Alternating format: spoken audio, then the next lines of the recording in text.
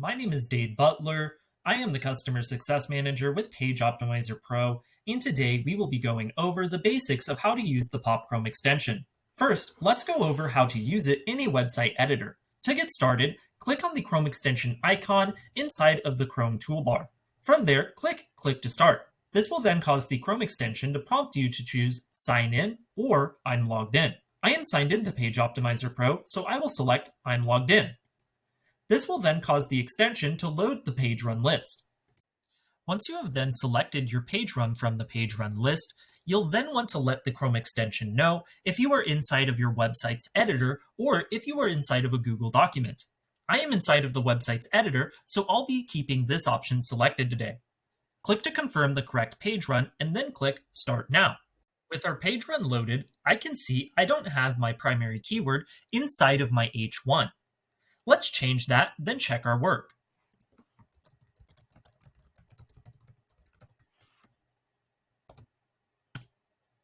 As you can see, the Chrome extension has seen the addition of my primary keyword into my H1.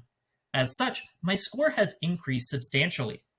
But what if we don't have a website builder yet? Or don't have access to it?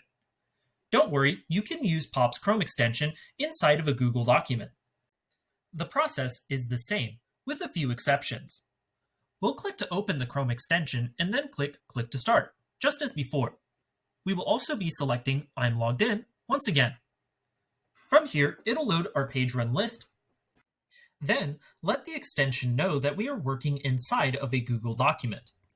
Unlike in a website editor where the Chrome extension can look at tags, the Chrome extension in Google Documents looks at font types to count.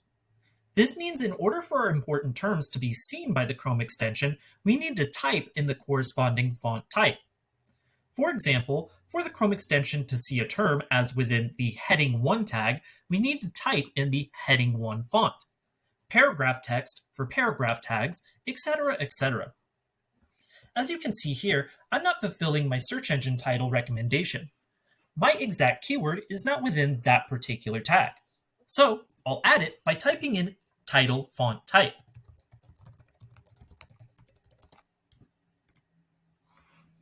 As you can see, the Chrome extension is now seeing that I have fulfilled that recommendation.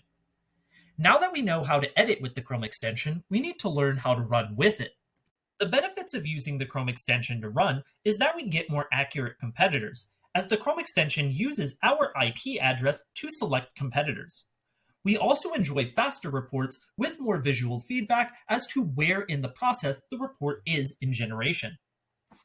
In Pop Pro, you'll want to select the exact location target region.